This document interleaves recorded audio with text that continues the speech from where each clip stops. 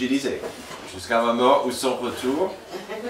Ça sera un grand thème aujourd'hui dans notre passage, 1 Thessaloniciens 4. Alors on est dans 1 Thessaloniciens depuis quelques mois maintenant, plusieurs semaines, quelques mois. Ayez confiance, c'est le titre de cette série. Et donc c'était une lettre que Paul a écrite à cette église à Thessalonique. Il a lancé, il a commencé et puis lui et son équipe devaient fuir à cause de la persécution et des problèmes. Et donc dans son absence, les gens commençaient à avoir des problèmes, des doutes, des vrais soucis pour plusieurs choses. Mais surtout, et on verra, un grand souci, c'était le futur. Le futur, qu'est-ce que ça veut dire? Comment est-ce que Dieu entre dans cette formule de notre futur dans cette église, dans ce monde tordu, dans ce monde perdu? Et donc aujourd'hui, on va terminer le chapitre 4 avec les versets 13 à 18. Si vous aimeriez lire dans une Bible, il y en a derrière. Sinon, les versets seront sur l'écran. Mais avant de lancer dans notre passage, et pour nous aider à mieux apprécier le contexte de ce que Paul avait à dire, nous allons considérer des papillons. Bien sûr, pourquoi pas? Il est difficile de ne pas apprécier des papillons. Ces petites créatures belles, souvent radieuses et féeriques, qui flottent et tournent autour de nous, insouciants des soucis du monde. Il y a très peu de choses qui peuvent nous emporter comme un papillon. On est dans le jardin et on voit ça et c'est magnifique, les couleurs, les actions très gracieuses. C'est vraiment, vraiment magnifique de pouvoir voir des papillons. Et puis, là où j'ai grandi, il y avait des papillons avec des couleurs que c'est incroyable de voir certaines couleurs, certains papillons.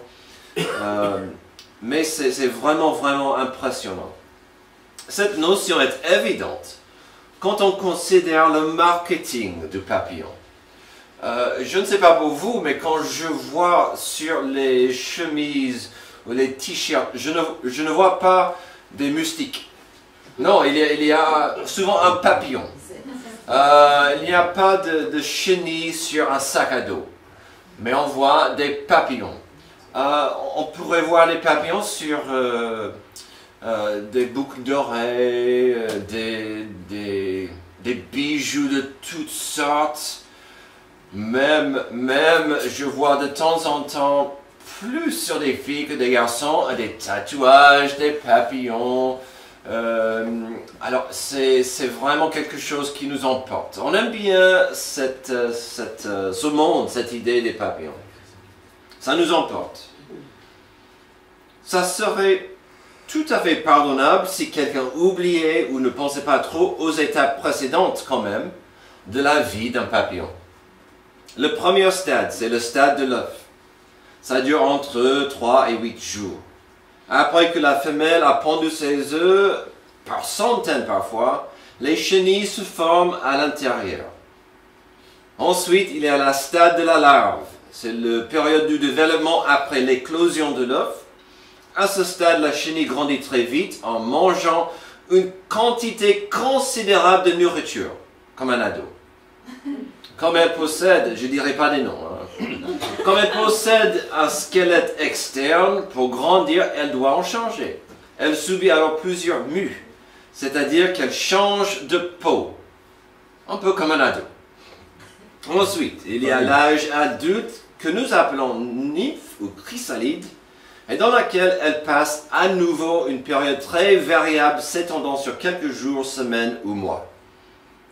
Maintenant enfermée dans un étui de protection, chaque chrysalide subit un changement remarquable. Certains de ses anciens organes sont en train de disparaître et d'autres sont en développement, et lorsque toutes les parties du futur papillon ont été développées, en tant que sa coque étroite permettra, il éclot dans le monde comme un insecte parfait ou ce qu'on appelle imago. Le dernier stade que nous apprécions tous le plus, c'est le papillon adulte. Ses ailes, dans un premier temps, sont de petite taille, informes et froissées, mais ce n'est pas long avant qu'elles ne prennent leur pleine taille, belle forme et coloration magnifique. Puis, en environ 1 heure ou 2, les ailes, d'abord molles et flasques, sont devenues suffisamment sèches et rigides pour supporter leur propriétaire rapidement dans l'air. Oh, c'est beau. Et on veut se rappelle sur la science et la biologie du cycle de vie des papillons. Bien sûr, vous voulez savoir où je veux en venir. C'est normal. Aujourd'hui, dans notre passage, ça abordera quelques sujets très importants, très profonds, comme la durée courte de nos vies. On verra le sujet de la mort, ainsi que l'importance de notre compréhension de la vie et de la mort. Surtout avec l'importance de garder l'Évangile en tant que fondation et base vis-à-vis de la vie et la mort. Puis, si on verra des sujets comme la mort et le passé, la vie et le présent, on doit considérer quand même le futur. Comme chez un papillon, il y a des stades, une progression évidente. Pour revenir au papillon, pensez au stade des papillons adultes. Magnifiques, volants, flottants, tout en inspirant nos yeux et nos imaginations. Car ils nous font rêver et ils nous transportent avec cette liberté et la beauté de cette vie. Mais pour en arriver là, il faut des étapes moins glorieuses, plus sombres et terrestres. Nous verrons aujourd'hui des idées similaires, parallèles, aujourd'hui dans notre passage. Nous verrons des images et des notions de pourquoi nous existons dans la perspective de l'éternité. On va poser des questions sur l'éternité. Hier, aujourd'hui, et bien sûr, demain. Qu'en est-il de Dieu et ma destination avec lui ou sans lui? Voyons ensemble. Sachant que la vie sur terre est éphémère, et la vie sur terre est éphémère, avez-vous de l'espérance de sa présence? On va poser 2 questions importantes, ça c'est la première. Avez-vous de l'espérance de sa présence? Et quand je dis ça, je parle de Dieu, je parle de Jésus-Christ. Avez-vous de l'espérance de sa présence dans votre vie? Verset 13. Nous ne voulons pas, frères et sœurs, que vous soyez dans l'ignorance au sujet de ceux qui sont morts, afin que vous ne soyez pas dans la tristesse comme les autres, qui n'ont pas d'espérance. En effet, si nous croyons que Jésus est mort et qu'il est ressuscité, nous croyons aussi que Dieu ramènera par Jésus et avec lui ceux qui sont morts. On a commencé à 1 Thessaloniciens 1, chapitre 1, verset 1. On va verset par verset. On arrive ici à ce passage, qui c'est un passage énormément important, c'est capital pour plusieurs raisons. Mais nous allons regarder cette notion de l'espérance de la présence de Dieu dans nos vies. Je sais bien que le sujet de la vie après la mort est pour beaucoup un grand tabou. On ne veut pas parler de la vie après la mort, on ne veut pas parler de la mort, surtout pas l'éternité, le ciel, l'enfer. C'est un sujet absolument tabou. Si vous voulez faire des ennemis, commençons à parler de la vie après la mort. On n'y parle pas. Ça rend des gens mal à l'aise. Peut-être, c'est pourquoi en très peu de mots, Paul a parlé du mot, il a utilisé le mot ignorance. Ils sont ignorants. On préfère rester dans l'ignorance parfois. Je ne veux pas savoir, je ne veux pas voir. Voilà, quand il s'agit de la mort, la vie après la mort, non. Je veux rester aveugle, si tu veux. Puis, pour énormément de gens, l'ignorance va couvrir la peur et encore la tristesse. Ce mot que Paul a utilisé. La tristesse de ceux qui sont touchés par la mort. la tristesse, car la personne qui est morte n'est plus là. Ça, c'est certes, c'est normal. Quand quelqu'un meurt, c'est normal que nous soyons tristes. Ça arrive, ça touche. L'absence est compliquée et difficile, surtout si on aime bien la personne. Il y a la tristesse pour cette absence. Mais la tristesse est là aussi, car on ne veut pas penser à la suite, si on ne veut pas être redevable à Dieu. Alors, pour le chrétien, il est tout à fait normal d'être triste quand quelqu'un meurt, si on n'est pas certain si la personne connaissait Jésus. Et puis, si on ne connaît pas Jésus et quelqu'un d'autre meurt, il y a la tristesse parce qu'on ne sait pas. On ne sait pas où est la personne.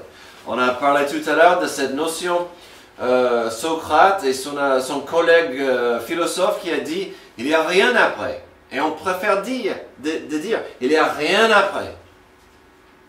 Mais ça ne change pas la notion qu'il y a la tristesse dans cette ignorance. C'est pourquoi Paul voulait rassurer ces gens de l'importance de la foi que nous avons dans l'Évangile. C'est quoi l'Évangile? C'est simple. C'est la bonne nouvelle que Jésus-Christ, c'est plus que le Créateur. Il est le Rédempteur, le Sauveur. Il est venu mourir pour nos péchés. Il est ressuscité de la mort. Et sa vie, sa victoire gagne contre la mort et le péché. Il faut simplement accepter par la foi l'Évangile, la bonne nouvelle de Jésus.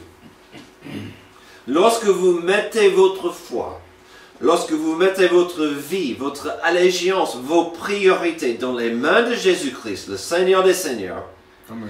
Il n'y a rien plus à craindre. Pas le jour, ni la nuit. Pas les puissances, ni les autorités. Alors, certes, la peur de l'inconnu est sournoise, mais devons-nous avoir peur de ça? Et souvent, c'est la peur la plus facile à avoir, la peur de l'inconnu. Puis, l'Évangile nous permet de ne pas craindre la mort, comme on voit ici. Paul explique une bonne nouvelle merveilleuse ici. Que ceux qui étaient en Christ, qui sont morts avant nous, ils sont avec Jésus maintenant. Ces gens qui sont morts avant nous, profitent de sa présence. Paul l'a exprimé comme ceci en 2 Corinthiens 5, 6 à 8.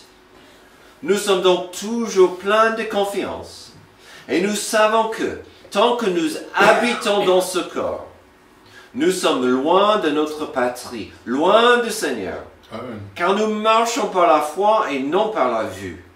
Oui, nous sommes pleins de confiance et nous aimerions mieux quitter ce corps pour aller vivre auprès du Seigneur. Amen. Amen. Donc c'est la présence. Aujourd'hui, on doit vivre loin de Jésus. Heureusement, puisqu'on en a parlé tout à l'heure, le Saint-Esprit est là pour nous consoler, pour nous guider, pour nous aider. Mais on est séparés. Vous voyez, quand on étudie bien le pourquoi de notre existence, surtout avec Genèse chapitre 1, 2 et 3, qui, avec une étude assez approfondie, vous verrez notre raison d'être, on voit que l'on existe afin d'être dans une relation de paix avec notre Créateur. Genèse 1 et 2, le Créateur, il a l'humanité et on vivait en paix avec le Créateur. La paix et l'amour, ces deux valeurs qui reviennent souvent. Puisque le péché, à Genèse 3, a déchiré cette relation de paix, nous devons aujourd'hui vivre dans des corps maudits par le péché. Alors, si aujourd'hui, au lieu de dire Amen, vous toussez, c'est normal, vous êtes maudits par le péché. Amen. Puisque le péché a déchiré cette relation de paix, Nous devons vivre dans ces corps, maudits par le péché. Des résultats malheureux pendant nos vies à cause de ça sont des problèmes multiples et divers de santé. Mal à dos, mal aux pieds, malade. Il y a beaucoup de gens agrippés à la maison. Il y a beaucoup de gens aujourd'hui qui sont malades. Et ça, je parle dans cette phrase que de la santé physique. Il y a la santé émotionnelle, la santé mentale. Oh. Je ne veux pas commencer 2025 un peu dans la négativité, mais on est maudit par la mauvaise santé quand même. Mais c'est le péché en nous. Et ça, c'est que des problèmes de santé. Le résultat final de cette séparation, c'est la mort physique. Sans l'évangile et la victoire gagnée par Jésus contre la mort et le péché, nous vivons séparés de Dieu pendant nos vies terrestres. Pourquoi à Noël, il y a tant d'insistance sur la joie et la paix grâce à la naissance de Jésus?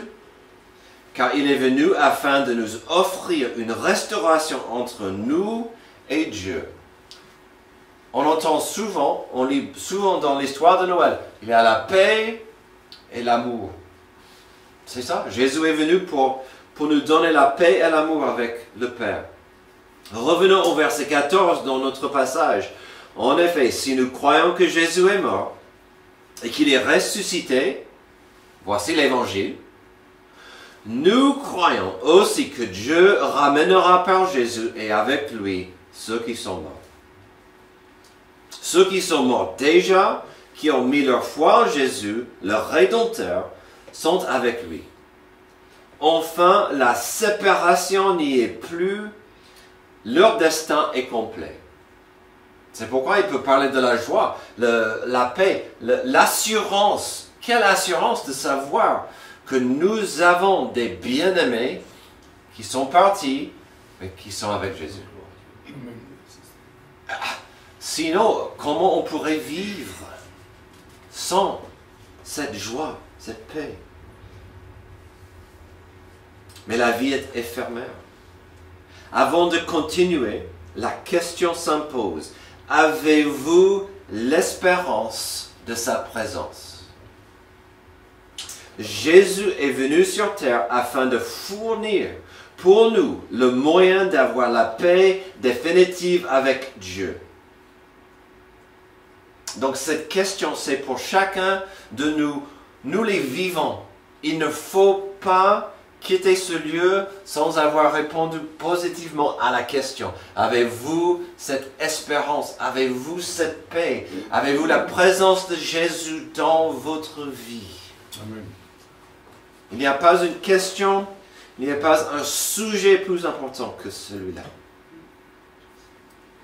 Une des bénédictions de cette paix, c'est la présence de Dieu définitivement. Si vous êtes un enfant adoptif de Dieu, si vous avez reçu la nouvelle naissance, vous avez la présence de Dieu dans vos vies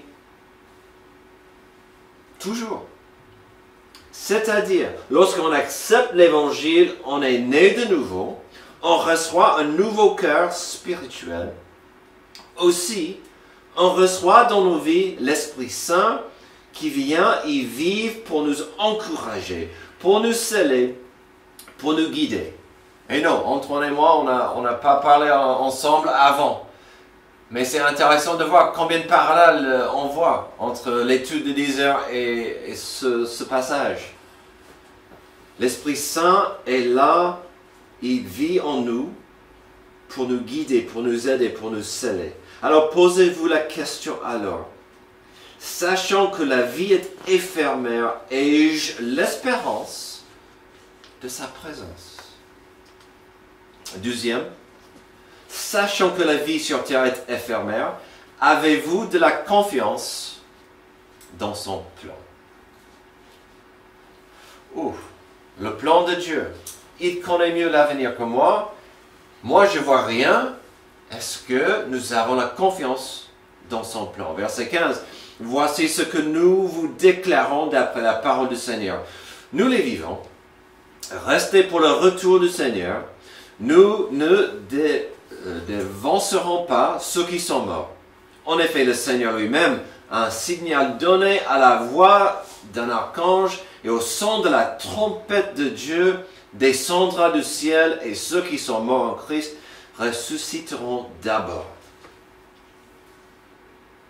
Ce passage pourrait faire peur, pourrait rendre certains mal à l'aise. Quand je vois ce monde, pour moi, ça me rassure. Ça me rassure. Cette planète est pourrie. Ce monde va mal. Et les gens disent, où est l'espoir? Où est Dieu? Comment ce monde pourrait continuer et continuer d'aller comme ça? De descendre dans un enfer. Il revient. Il revient. Il a un plan. Personne ne sait quand Jésus-Christ revient. Il reviendra pour plusieurs raisons, selon la parole.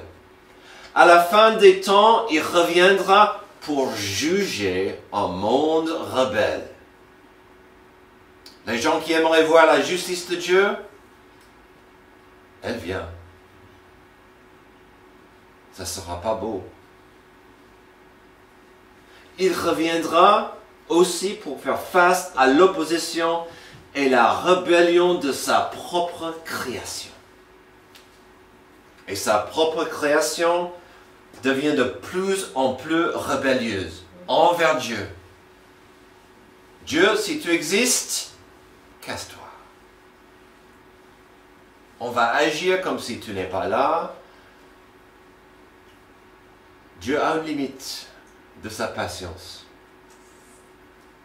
Il reviendra aussi pour restaurer notre planète pourrie de péché et de violence à une existence de paix et de beauté. Un peu comme Genèse 1 et 2. Mais avant tout cela, sous un autre passage, il revient pour les siens. C'est tout ce qui compte finalement pour l'enfant adoptif de Dieu. Pour la personne qui a reçu la nouvelle naissance de Dieu. Quand Jésus revient, il le fera d'abord pour nous. Et selon ces versets importants, nous pouvons facilement voir que, à un moment donné, Jésus rassemblera tous ses enfants rachetés pour être avec lui à jamais. Dans ce moment incroyable, il va faire en sorte que des générations qui nous ont précédés seront ressuscitées d'abord, suivies par ceux qui sont toujours en vie.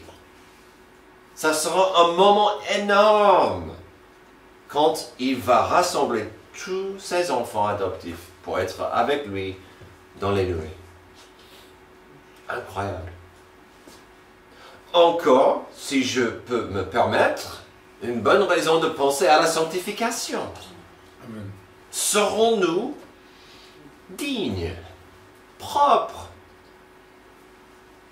dans une relation déjà harmonieuse et correcte avec Dieu? Ou est-ce que ça sera Dieu, Jésus revient et mince, me voici dans la boue, dans le monde.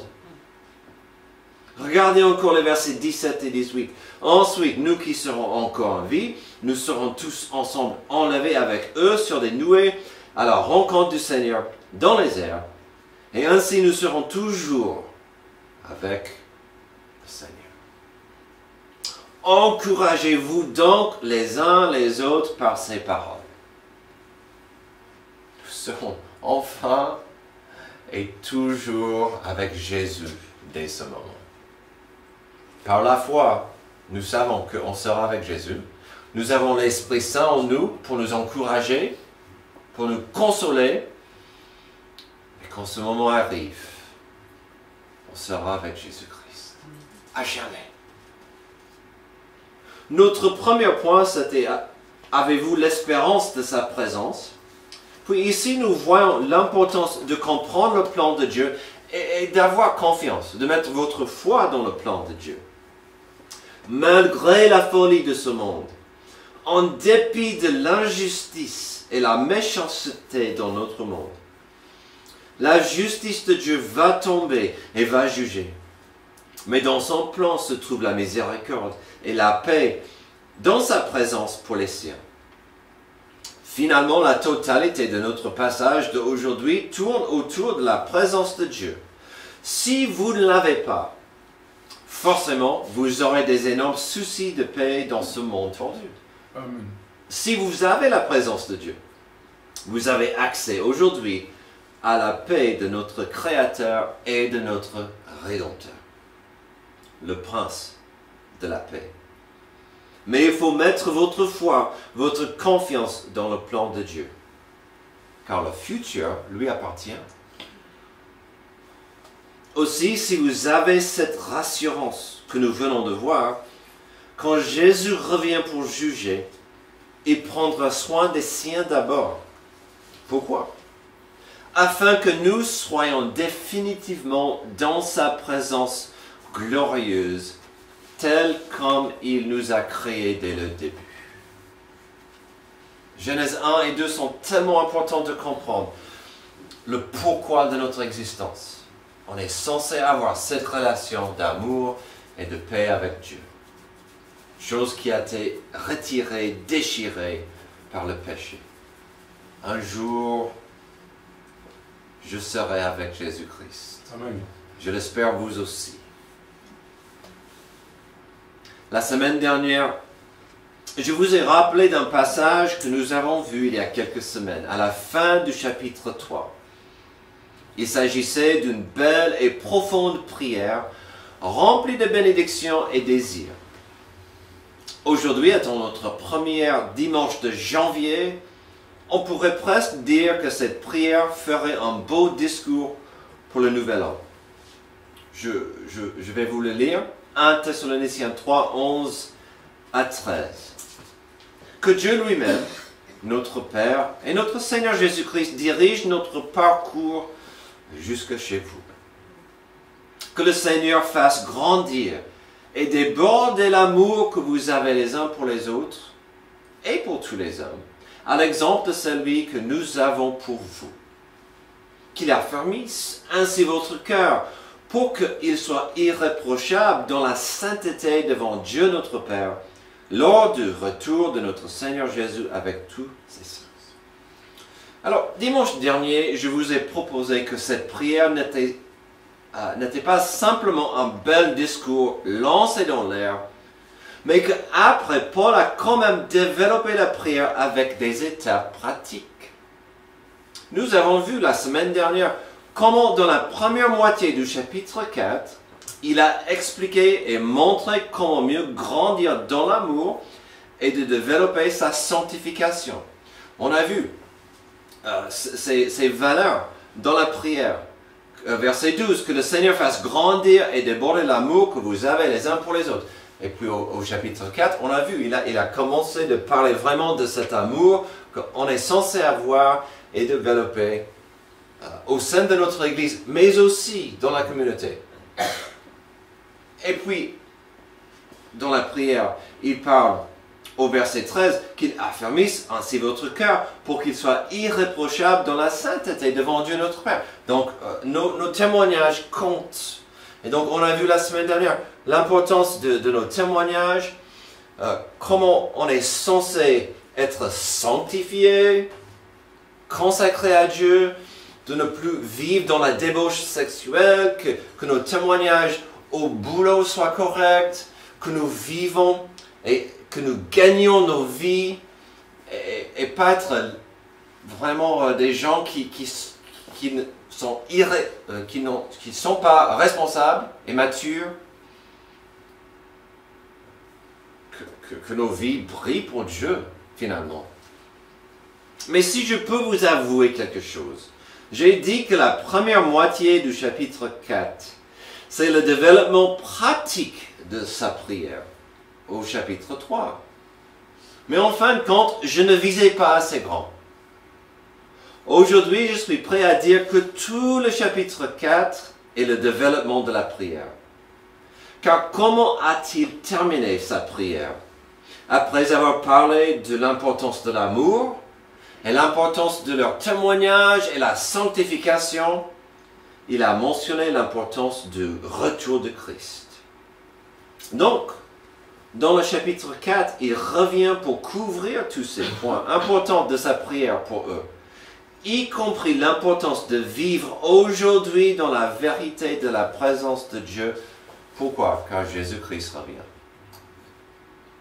Sommes-nous prêts pour le retour de Jésus?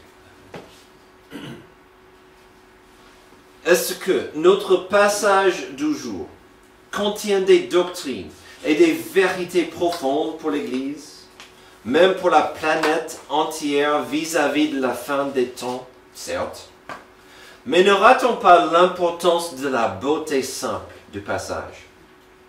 Puisque nous sommes tous nés sous la malédiction du péché, on est tous maudits des vies sous l'emprise d'une santé faible, une vie trop courte et une séparation de notre raison d'être.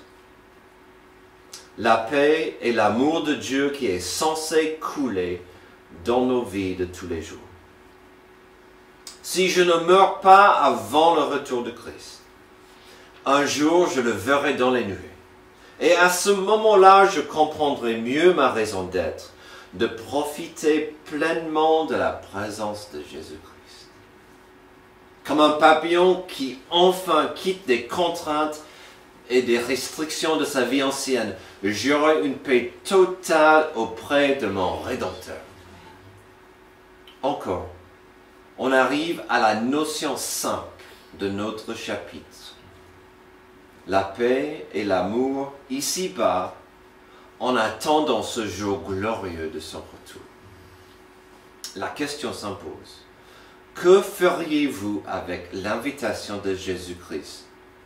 Matthieu 11, 28, 29. Venez à moi, vous tous qui êtes fatigués et courbés sous un fardeau, et je vous donnerai du repos. Il parle d'aujourd'hui sur terre. Acceptez mes exigences et laissez-vous instruire par moi, car je suis doux et humble de cœur, et vous trouverez le repos pour votre âme. Amen. C'est une invitation quotidienne. Que feriez-vous avec cette invitation aujourd'hui? S'il vous plaît, fermez les yeux. Avant que je prie, fermez les yeux, baissez les têtes. J'aimerais vous poser une question très simple. Avez-vous l'assurance de la présence de Dieu dans votre vie? Il n'y a pas une question plus importante à régler que celle-là. Si vous n'avez pas cette paix, cette assurance, venez nous voir, venez me voir après, pour que nous réglions ça entre vous et Dieu. Si vous avez cette assurance, n'oubliez pas que Jésus revient, peut-être aujourd'hui, que nos vies doivent le refléter. Merci Père éternel pour ce passage important qui nous rappelle que malgré le chaos de ce monde, malgré le tumulte et des problèmes, la violence et le péché qui est en nous, mais aussi dans ce monde, tu veux nous restaurer, tu veux nous changer, tu veux nous sanctifier. Aide-nous à vivre aujourd'hui avec cette vérité qu'il n'y a rien de plus important dans cette vie que de vivre dans ta présence. Aide-nous à le faire. C'est dans le nom de Jésus que je prie. Amen. Levez-vous pour notre chant d'appel et de réflexion.